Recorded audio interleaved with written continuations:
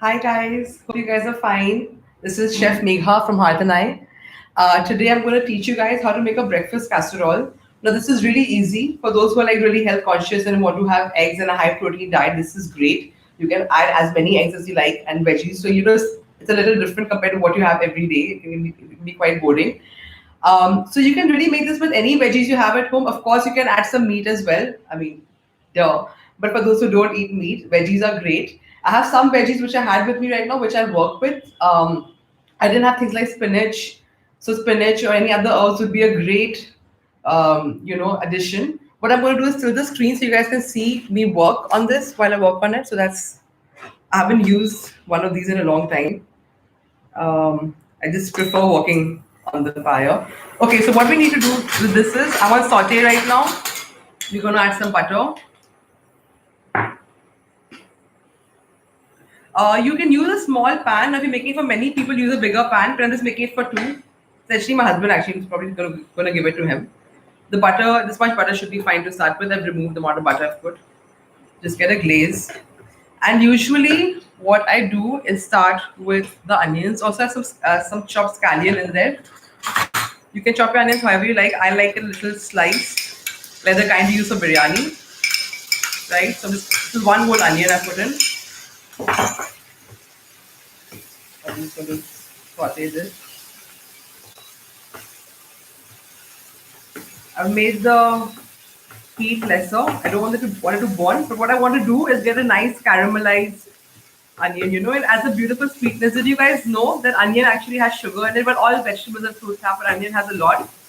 So often when you caramelize onions, it becomes a little like how sugar looks like when it's caramelized and even sweet in flavor and taste. Sorry. So that's that. I'm not going to caramelize this further because I know as I add more veggies, this will anyway get cooked. But I started ahead with this, so it gets a little nice. That's up to you. If you like your onions raw, you can do your onions in the end. I like it a little cooked. The next thing I'm going to add are the mushrooms. Now the reason why you would also add capsicums or other bell peppers, that's up to you. I'm adding mushrooms now because I know they're going to, have this excessive water come out. There you go. Just going to saute that. Now I like onions and mushrooms to be majority of the vegetables that go in. So it's really up to you. You can have equal amounts. You can have more of what you like, what you don't. I'm going to increase this now. At this point, I'd like to add some salt. Just a little bit for now. I'm going to cook it.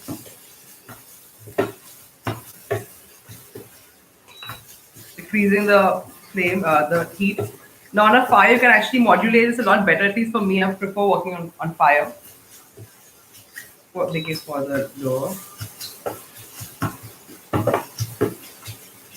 I don't want the bottom to burn. Right. Now this is ready. Now at this point, I'm going to add some bell pepper, some capsicums. You can add whatever you have.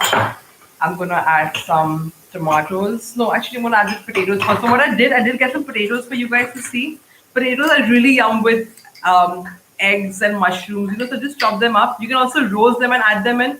It's up to you. Of course, after I chop them, let them in water because you don't want it to get oxidized. Just a little bit. Let this go. What I'm going to quickly do is shut this. So the steam inside works this. The next thing I'm going to add are the tomatoes, and I have this beautiful Gruyere cheese, luckily, so I'm going to add some cheese to it. You can also add other herbs. The only herb that I had freshly was coriander. I made some pesto out of the basil I had, so I can't use that. Basil is also great herb to use. It's getting a little burnt at the bottom, sorry. Not used to working on this. But don't worry, even if it does, I'll show you the method on how to take this out perfectly. This is done. Now we need to add some tomatoes. I'm not cooking it too much, if you see. Just a little bit.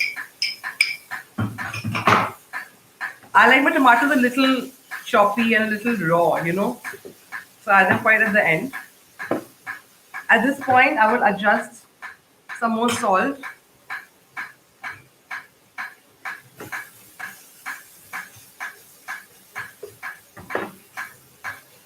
Just for just a minute. Less than a minute, just a little bit. Just basically gets a little steam and it's fine. Sorry, give me a second. My fan's making a happy noise.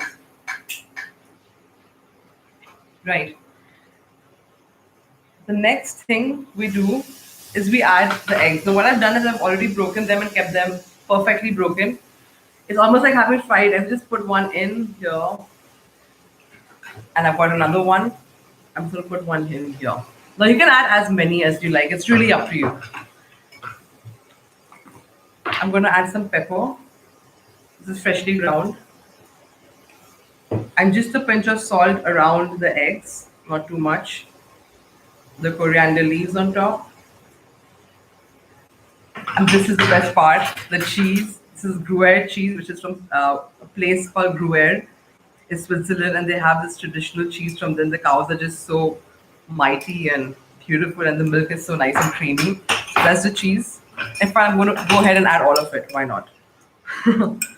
That's it. And then I'm just going to let this cook. Now it's up to you how much you want to cook this. Some people like the eggs runny, so you can leave it on for about a minute. I'm going to leave it on for a minute because I like my little runny, the yolk a little runny, not the white. Otherwise, you can do up to like 2 or 3 minutes, depending on how you want the egg to be. At this point, if you're adding things like spinach, add it at this point towards the end because you don't want the spinach to just, you want the spinach to still be fresh and crunchy and just steamed enough for you to eat it. So usually if I work with spinach and cheese together. If you like your spring onions a little crispy, you can also have some spring onions now. And if you're going to add meat, add your meat in with your veggies. Yeah, and that's it. It's really simple. It's really tasty. And you can add things like broccoli as well, which I didn't have, or leek and things like that. And just have this with some sourdough bread or just whatever piece of bread you have available. This also works beautifully as a topping of a tortilla. Put some salsa, some spicy sauce on it, and some sour cream, and have it like that. It's like a bowl.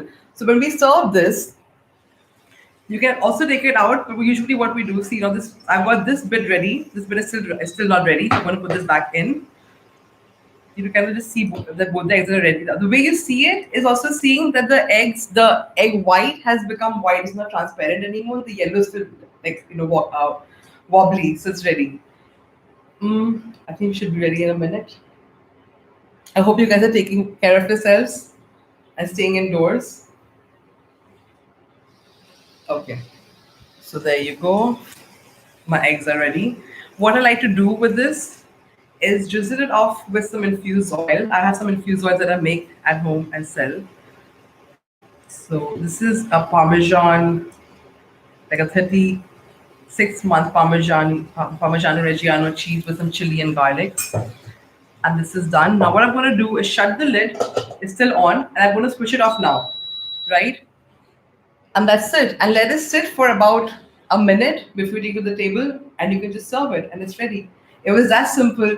So do make this, tag Pop Eggs or Quarantine Cooking, and let us know what you do. Have a great day. Thank you for joining in.